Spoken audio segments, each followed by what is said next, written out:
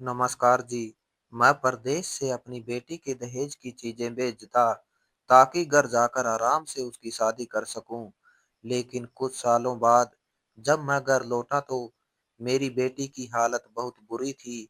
कपड़े फटे और रंग काला हो चुका था और वह नौकरों की तरह घर में पोंछा लगा रही थी। जबकि मैंने जो सोने के गहने भेजे थे वह मेरी बहू ने पहने हुए थे। मुझे देखते ही मेरी बेटी रोने लगी और कहने लगी, पापा, अब मुझे छोड़कर ना जाना। मेरा कलेजा फट गया और मैंने बेटी से पूछा, क्या बात है? तो उसने कुछ नहीं बताया।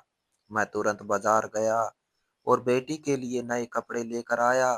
वापस घर आया तो मेरे रोंगटे खड़े हो गए। सामने बेटा बहू बेटी के साथ। सिलो, मैंने अंशुल के दहेज के लिए कुछ सामान भिजवाया है। मेरा एक दोस्त अपने देश आ रहा है। उसके हाथ आज वह इंडिया पहुंच गया है। तो कल उसके घर जाकर सामान ले आना और वह अंशुल के हवाले कर देना। वह संभाल कर रख लेगी। मैं चाहता हूँ जब वापस आकर उसकी शादी करूं तो उसे किसी चीज की कमी ना हो, बल्कि हर चीज पहले से तैयार हो। और मैं आ रहा हूँ तो अब अपने कर्तव्य से मुक्त होकर ही जाऊंगा। तुम्हारे और शिवानी के लिए भी कुछ सामान भिजवाया है, वह भी तुम लोग रख लेना। दोनों का सामान अलग अलग थैलों में है। सोने का सेट अंशुल के लिए है, जबकि कड़े शिवानी के लिए है। मैंने फोन पर अपने बेटे सीलू को निर्देश दिया। तब वह कहने लगा, जी पापा, जरूर। मैं अंकल के घर जाकर वह सारा सामान ले आऊंगा। आपको चिंता करने की कोई जरूरत नहीं है और मैं सारी चीजें खुद संभाल कर रखूंगा। आप अंशुल की शादी की भी चिंता ना किया करें। अगर आप इंडिया आना चाहते हैं तो आ जाए। मैं अंशुल की शादी खुद कर लूंगा। यह इतनी भी बड़ी बात नहीं है जिसके लिए आप प्रदेश में बैठे हुए हैं और इस उम्र में भी धक्के खा रहे हैं। मेरे बेटे के स्वर में चिंता थी। मैं दिल से मुस्कुरा दिया। कहने लगा, नहीं बेटा, मैं तुम पर कोई बोझ नहीं डालना चाहता। बस एक बार अंशुल की शादी कर दूं, तब मैं हमेशा के लिए वापस आ जाऊंगा और अपने पोते पोतियों को खिलाऊंगा। मेरे बेटे ने थोड़ी देर और बात करने के बाद फोन रख दिया और मैं खुशी से दोबारा अपने काम पर जाने के लिए तैयार हो गया। पर जब घर वाले जब इतना प्यार करते हैं, आपका इतना ख्याल रखते हैं, बिना पैसों की परवाह किए आपको वापस बुलाते हैं, तो विश्वास करें, दिल से खुशी होती है। हर इंसान दुगनी गति से काम करने लगता है ताकि अपने प्यारों को और भी खुश रख सके और उनके लिए हर सुख सुविधा की व्यवस्था कर सके। मेरी गति उस समय दुगनी हो गई थी। मेरा दिल अपने बेटे की बातें सुनकर और भी मजबूत हो गया था और मैं दोबारा अपने काम पर जाने के लिए तैयार था। मेरी लगभग पूरी जिंदगी यहाँ परदेश में गुजर गई थी। हमारे घर में बहुत गरीबी थी। खाने के लाले पड़े हुए थे। दो टाइम की रोटी तक नसीब नहीं होती थी। माँ बीमारी से में सही समय पर इलाज ना होने के कारण एड़िया रगड़ रगड़ कर मर गई थी। जबकि पिताजी भी बीमारी में इलाज ना मिलने के कारण इस दुनिया से चल बसे। दोनों की मौत का ही मेरे दिल में गहरा दुख था और तभी मैंने सोच लिया था कि अपनी बीवी बच्चों और आने वाली पीढ़ी को गरीबी की मार बिल्कुल भी नहीं सहने दूंगा, बल्कि उनके लिए कुछ अच्छी और मजबूत व्यवस्था करके ही मरूंगा ताकि जो मुझ पर गुजरी वह मेरे बच्चों पर ना गुजरे। मेरी शादी को भी 6 साल ही हुए थे जब मुझे विदेश का वीजा मिल गया। मैंने कुछ अपनी पत्नी के गहने बेचे और कुछ रिश्तेदारों से उधार पैसे लिए। अपने घर में खड़ी मोटरसाइकिल बेची और अपनी किस्मत आजमाने यहाँ विदेश चला आया। शुरू शुरू में मुझे बहुत कठिनाइयों का सामना करना पड़ा था। काम नहीं मिलता था, भूखा रहना पड़ता था मगर धीरे-धीरे मैं यहाँ सेट होता गया और अब मेरी पूरी ज़िंदगी यहाँ गुज़र गई थी। मैं कमाता गया और इंडिया पैसे भेजता गया। मेरी पत्नी बहुत धैर्यवान और सुशील औरत थी। कभी उसने फिजूल खर्ची नहीं की, बल्कि हमेशा पैसे संभाल कर रखे। घर बनाया, बच्चों को उच्च शिक्षा दिलाई और अच्छी परवरिश की। अंशुल के दहेज के लिए सामान इकट्ठा किया, जबकि शीलू की पत्नी के लिए भी गहने बनवाए। जिंदगी की सारी जरूरी चीजें उसने अपने बच्चों को उपलब्ध कराई और उसके साथ साथ पैसे भी संभाल कर रखे। मैं इंडिया आया तो मेरी पत्नी थकी थकी और निडाल सी रहने लगी थी। मेरा अक्सर ही इंडिया में चक्कर लग जाता था। साल 2 साल बाद मैं इंडिया आता था। अब बच्चे जवान हो चुके थे। मैं इंडिया गया तो मेरी पत्नी मुझसे कहने लगी, शीलू के पापा, अब ऐसा लगता है जैसे जिंदगी और समय नहीं देगी। मैं चाहती हूँ कि आप अंशुल का रिश्ता तय कर दें और उसकी शादी कर दें, साथ ही शीलू की भी शादी कर दें। मेरा दिल चाहता है कि अपनी बहू को घर में बसे देखूं और अपनी बेटी का घर भी बसा दे दूं। मेरी जिंदगी में ही यह काम हो जाए तो कितना अच्छा हो। मैंने हैरत से अपनी पत्नी की ओर देखा था। क्या बात कर रही हो अंशुल की माँ? अंशुल तो अभी छोटी है और पढ़ रही है। सिर्फ 17 साल की है वो। मैं इतनी जल्दी उसकी शादी नहीं करना चाहता। तुम तो जानती हो, कम उम्र में जब बच्चों की शादी हो जाती है तो घर की जिम्मेदारियों के कारण वह बदल जाती है, गलतियां करती है और फिर ससुराल वाले सारी जिंदगी उनको ताने देते रहते हैं। अब सारे लोग हमारे जैसे तो नहीं होते ना। तब मेरी पत्नी ने हाँ में सर हिलाया और कहने लगी, चल शीलू की तो शादी कर दे। शीलू की उम्र भी उस समय 21 साल की थी। वो इतना भी जवान नहीं था कि अभी अपनी शादी की जिम्मेदारी उठा पाता। लेकिन हमारे घर में भगवान का दिया सब कुछ था। मैंने शीलू को कोई काम ढूंढने के लिए कहा और फिर पत्नी से कहा कि ठीक है, शीलू के लिए रिश्ता देखना शुरू कर दो और मैं जाने से पहले शीलू की शादी का काम निपटा कर ही जाऊंगा। तब मेरी पत्नी ने जल्दी जल्दी रिश्ता देखना शुरू कर दिया और अंत में एक लड़की को शीलू के लिए पसंद कर लिया। मेरी पत्नी तो हथेली पर सरसों जमाने के चक्कर में उसे पसंद करके मंगनी की अंगूठी पहनाने गई और साथ ही शादी की तारीख भी फाइनल कराई। मैं उसकी जल्दबाजी पर मुस्कुरा कर रह गया था।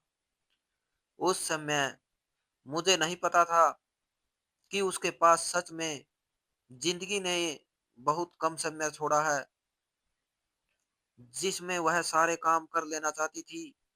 जल्दी शीलू की शादी हो गई और शादी के ठीक 14-15 दिन बाद मैं वापस विदेश आ गया और एक बार फिर कमाने में लग गया। अब घर में बहू भी थी और बेटे को अभी तक काम नहीं मिला था। जिम्मेदारियां बढ़ गई थी तो मेरी काम की गति और भी बढ़ गई। मैं डबल शिफ्टें करने लगा। हालांकि मेरा स्वास्थ्य जवाब देता जा रहा था। सालों पर देश में धक्के खाए थे, दिन रात मेहनत की थी। अब मेरे आराम करने के दिन थे, लेकिन बच्चों के प्यार में अब तक काम पर लगा हुआ था और चाहता था कि उनके लिए और भी कुछ बना दूं। अपनी जवानी के कीमती साल बर्बाद कर लिए दिए थे। अपनी पत्नी की इच्छा अधूरी छोड़ दी थी। मुझे विदेश आए 7 महीने ही हुए थे जब एक दिन फोन पर समाचार मिला कि मेरी पत्नी की तबीयत बहुत खराब है। मैंने इमरजेंसी टिकट करवाई हो ताकि जल्दी से इंडिया पहुंच जाऊं। लेकिन जिस दिन मैं इंडिया पहुंचा, मेरे घर पहुंचने से ठीक 1.5 घंटा पहले मेरी पत्नी हमेशा के लिए आंखें मूंद चुकी थी। इतना प्यार करने वाली अर्धांगिनी जिसने हर दुख सुख में साथ दिया था, वह मुझे छोड़कर जा चुकी थी और मेरे लिए जैसे दुनिया ही अंधेरे हो गई थी। मुझे ऐसा लग रहा था जैसे मैं भरी दुनिया में बिल्कुल अकेला रह गया हूँ। मैं टूट कर बिखर गया था। मेरे बच्चों ने मुझे सहारा दिया और संभलने में मदद की दी। अब मुझे घर काट खाने लगा। घर के कोने कोने में मेरी पत्नी की यादें बसी हुई थी। अक्सर वह मुझे फोन पर कहा करती थी, शीलू के पापा आपकी बहुत याद आती है। दिल करता है आप भी हमारे साथ यहीं रहें। कितने तीज त्योहार होते हैं जो आपके बिना ही गुजर जाते हैं। आप आते भी है तो बस कुछ दिनों के लिए, और मैं हर बार कहता था कि अब जाऊंगा तो बहुत सारे समय के लिए आऊंगा और जल्दी हमेशा के लिए इंडिया जाऊंगा आ जाऊंगा। तुम चिंता ना करो। लेकिन हालात और मजबूरियों ने कभी वापस आने ही नहीं दिया और वह जिंदगी का सफर खत्म करके इस दुनिया से चली गई थी।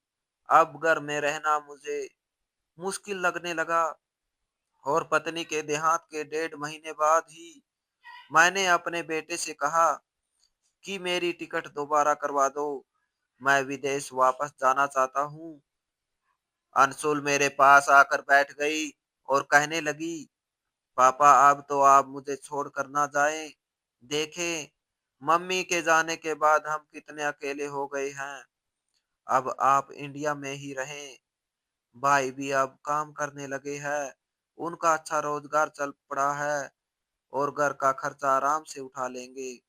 अगर आपका दिल नहीं लगता तो आप भी कोई छोटा मोटा काम कर लीजिएगा। आप विदेश जाएंगे तो फिर और थक जाएंगे और आपने पूरी जिंदगी परदेश में काटी है। अब तो प्लीज इंडिया में ही रह जाएं। अंशुल की बात सुनकर शीलू अचानक गड़बड़ा गया और कहने लगा, नहीं अंशुल, पापा को जाने दो। यहाँ रहेंगे तो और भी उलझे रहेंगे। थोड़ा समय विदेश में गुजार कर वापस आ जाएंगे तो फिर मैं कोई काम करवा दूंगा और फिर हम आराम से रहेंगे। तब मैंने दुख से अपने बेटे की ओर देखा था। बेटी थी जो कि कितने प्यार से मुझे इंडिया में रहने के लिए बोल रही थी, जबकि बेटे को विदेश की कमाई का ऐसा लालच लगा हुआ था कि वह चाहता था ही नहीं था कि मैं इंडिया में रहूं। मैं दिल पर पत्थर रखकर तैयारी करने लगा और परदेश आ गया। यहाँ आकर एक बार फिर वही व्यवस्था शुरू हो गई, वही घर के हालात और मजबूरियां जिनमें मैं पीस कर रह गया और वापस ना जा सका। एक दिन शीलू का फोन आया। शीलू फोन पर कहने लगा कि पापा, अंशुल के लिए अच्छे रिश्ते आ रहे हैं। अब वह 21 साल की हो चुकी है। मैं चाहता हूँ कि उसकी शादी कर दूं, लेकिन उसका दहेज बनाने के लिए मेरे पास रुपए नहीं है। अगर आप थोड़ी सी मेहनत कर लें और उसके दहेज का सामान जमा कर लें, तो हम मिलकर उसकी शादी कर देंगे। फिर आराम से अपनी जिंदगी गुजारेंगे। मैंने तुरंत हाँ कह दी और दिन रात मेहनत करते हुए अंशुल के दहेज का सामान जमा करवाना शुरू कर दिया। हालांकि अंशुल का दहेज मेरी पत्नी पहले ही बना चुकी थी, लेकिन जब मैंने सीलू से उसके बारे में बात की तो वह कहने लगा कि पापा, चोर आए थे और सारा सामान चोरी कर ले गए। हमने आपको इसलिए नहीं बताया कि कहीं आप परेशान ना हो जाए। आपको मेरी बात पर विश्वास ना हो तो आप अंशुल से पूछ लें। उसने तुरंत मेरी अंशुल से बात करवाई तो अंशुल भी रोते हुए कहने लगी, हाँ पापा, घर में चोर आए थे और सारा सामान चोरी कर फरार हो गए। कुछ भी नहीं बचा। लेकिन आपको फिर भी विदेश में रहने की जरूरत नहीं है। आप वापस आ जाए और मेरी शादी कर दीजिएगा। अब सारे लड़के वालों की डिमांड दहेज ही तो नहीं होती ना। मेरे लिए कोई ऐसा रिश्ता ढूंढ लीजिएगा जो दहेज ना लेता हो। बस आपको वहां रहने की और जरूरत नहीं है। आप वापस आ जाएं, वो रोते हुए कह रही थी, जबकि मेरा दिल जैसे किसी ने मुट्ठी में जकड़ लिया था। मैंने कहा, ठीक है, मैं 6-7 महीने के अंदर वापस आ जाऊंगा, तुम चिंता ना करो। इस तरह मैंने डबल डबल शिफ्टें करके अंशुल के लिए गहने बनाए और फिर बहुत सारा दूसरा सामान भी बनाया, जो मैं अपने किसी न किसी दोस्त के हाथ इंडिया भिजवाता रहता था। जब मुझे विश्वास हो गया कि अंशुल के दहेज का सामान पूरा हो चुका है और जो बाकी बचा है उसके लिए मेरे अकाउंट में पैसे जमा है, तो मैंने टिकट करवाई और विदेश से इंडिया के लिए रवाना हो गया। 6-7 महीने का कहते कहते मुझे 1.5 साल 2 साल लग गए थे। मैं खुश था कि समय लगा, लेकिन मैं अपनी बेटी के लिए हर चीज बना चुका था हूँ और अब इंडिया जाकर आराम से उसकी शादी कर दूंगा। मैं इंडिया पहुंचा तो बहुत खुश था, क्योंकि अब मुझे वापस विदेश नहीं जाना था। मैं उत्सुक था कि जल्दी से अपने घर जाऊं और अपने बच्चों से मिलूं। वह मुझे अचानक देखकर बहुत खुश होते। मैं घर के सामने पहुंचा तो मेरे पास बहुत सारा सामान था। कुछ अंशुल की शादी के लिए था, कुछ बहू शिवानी के लिए उपहार थे और कुछ बेटे के लिए थे। शीलू ने मुझे बताया था कि शिवानी माँ बनने वाली है, तो मैं उसके लिए भी सोने का सेट बनवा कर लाया था। यह खुशी की खबर भी कई साल बाद मुझे मिली थी। काश मेरी पत्नी भी होती और उसे भी यह खुशी मिलती। कितनी इच्छा थी उसे पोते पोतियों को खिलाने की, लेकिन कोई बात नहीं, भगवान की इच्छा के आगे किसका बस चलता है। मैंने घर के दरवाजे पर दस्तक दी तो दरवाजा अपने आप खुल गया। मैं दबे पांव घर के अंदर चला आया, मगर सामने का दृश्य देखकर मेरी आंखें खुली की खुली रह गई। मेरे सर पर जैसे आसमान गिर पड़ा हो और पैरों के नीचे से जमीन निकल गई हो। मुझे अपनी आंखों पर विश्वास नहीं आ रहा था। ऐसा लग रहा था जैसे मैं कोई बुरा सपना देख रहा हूँ। अभी आंख खुलेगी और सारा दृश्य ओझल हो जाएगा। मेरी प्यारी बेटी अंशुल, जो बहुत सुंदर और नाजुक सी थी, उस समय बदहाल चेहरे और फटे हुए कपड़ों में कपड़े धो रही थी। उसकी रंगत बिल्कुल काली हो चुकी थी। उसका ऐसा हाल देखकर मैं हैरान रह गया। मगर इससे पहले कि मैं कुछ कहता, कमरे से मेरी बहू निकली। उसे देखकर मैं बैठ गया। जो शर्ट मैंने अंशुल के दहेज के लिए भेजा था, वह उसने पहन रखा था। वह साफ सुथरी हालत में थी और उसने महंगे कपड़े पहने हुए थे। इससे पहले कि शिवानी कुछ बोलती और मैं देख पाता कि क्या बात है, शिवानी की मुझ पर नजर पड़ गई और वह कहने लगी, पापा जी, आप कब आए?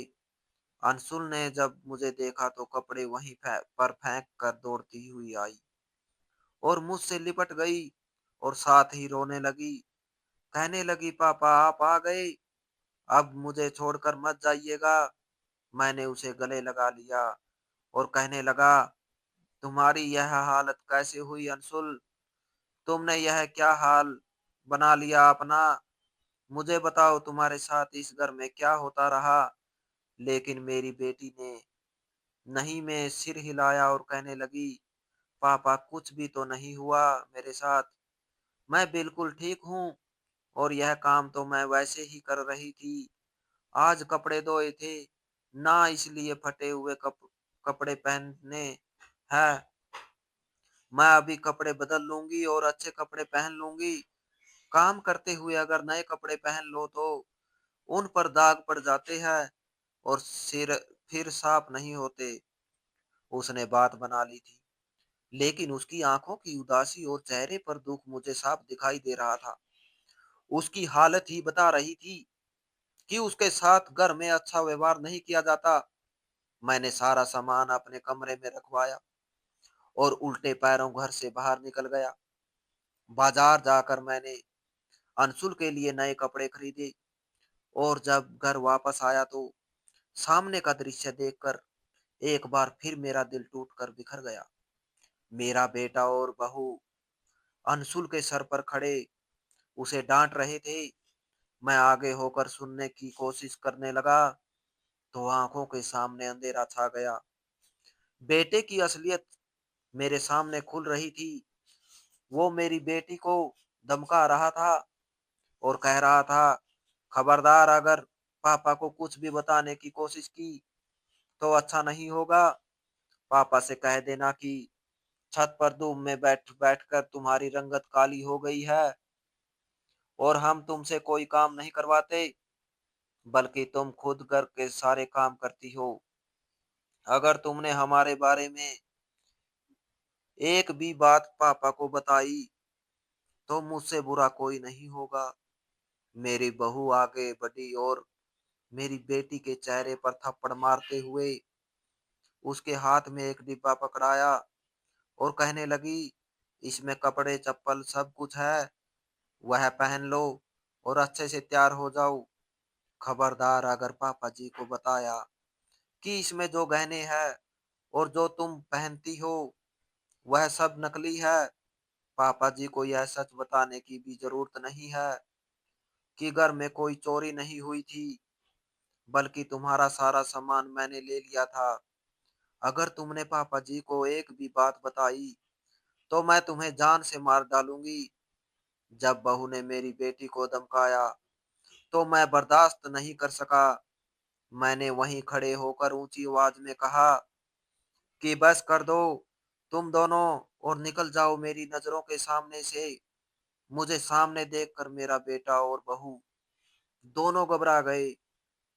जल्दी से मिल मिलाते हुए सफाइयां देने लगे, मगर अब उनकी कोई बात मुझ पर असर नहीं डाल सकती थी, क्योंकि मैं अपनी बेटी की का हाल अपनी आंखों से देख चुका था। यहाँ तो खून के रिश्ते भी फीके पड़ गए थे। मेरी पत्नी सही कहती थी कि मुझे सीलू के साथ साथ अंशुल की भी शादी कर देनी चाहिए थी। मेरी बेटी का सारा सामान खुद हथियाने के बाद मेरे बेटे ने किस सफाई से मुझे झूठ बोला था। मैं बहुत दुख में डूबा हुआ था। अपने कानों पर विश्वास नहीं आ रहा था कि मेरा अपना बेटा मेरे साथ ऐसा कर सकता है। मैंने अपने बेटे से कहा कि अंशुल के दहेज का जो भी सामान था 2 दिन के अंदर अंदर मेरे कमरे में रख दो और जो ज्यादा है वह गेस्ट रूम में रख दो। मैं अब अंशुल की शादी करके ही विदेश लौटूंगा। मैंने बेटे और बहू की बातें सुन ली थी और वह जानते थे कि अब सफाई देने का कोई फायदा नहीं। वो शर्मिंदा से थे और कहते हुए अपने कमरे में चले गए। फिर 2 दिन के अंदर अंशुल के दहेज का वह सारा सामान मेरे कमरे और गेस्ट रूम में रखा हुआ था, जिसके बारे में उन्होंने कहा था कि चोरी हो चुका है। मैंने अपने एक दोस्त से अंशुल के रिश्ते की बात की तो उसने अंशुल को अपनी बहू बनाने की इच्छा जताई। मैंने भगवान का धन्यवाद किया। मैंने तुरंत अंशुल की मंगनी करवाई और फिर 1 महीने के अंदर उसकी शादी भी हो गई। शादी के बाद मैं उसका हाल चाल लेता रहता था और अंशुल अपने घर में बहुत खुश थी। उसके चेहरे से उसकी खुशी झलक रही थी। उसकी रंगत पहले जैसी खिलती जा रही थी और वह स्वस्थ होती जा रही थी। उसके होंठ फिर से मुस्कुराने लग गए थे। अंशुल की ओर से मेरा दिल संतुष्ट हो चुका था, लेकिन बेटे की बेरुखी और उसके धोखे ने मुझे अंदर से तोड़ दिया था। इसलिए मैं एक बार फिर परदेश आ गया हूँ और अब अपनी आखिरी सांस भी परदेश में ही गुजार दूंगा। सच कहते हैं, परदेशियों का कोई ठिकाना नहीं होता। पूरी जिंदगी अपने घर वालों के लिए कमाते रहते हैं, मगर फिर भी बहुत कम ऐसे खुश नसीब होते हैं जिनके घर वाले उनसे सच्चा प्यार करते हैं। वरना तो अधिकतर लोग उनसे उनके पैसों के लालच में बस प्यार का दिखावा ही करते हैं। तो दोस्तों, इस कहानी को लेकर आपकी क्या राय है? कमेंट बॉक्स में कमेंट करके ज़रूर बताएं। और अगर आपको हमारी आज की कहानी अच्छी लगी हो तो प्लीज़ इसे लाइक ज़रूर करें। अगर आपने अभी तक हमारे एसके की जुबानी 2.0 चैनल को सब्सक्राइब नहीं किया तो ज़रूर कर लीजिए। तो मिलते हैं ऐसी एक और मोटिवेशनल कहानी के साथ। Thanks for watching.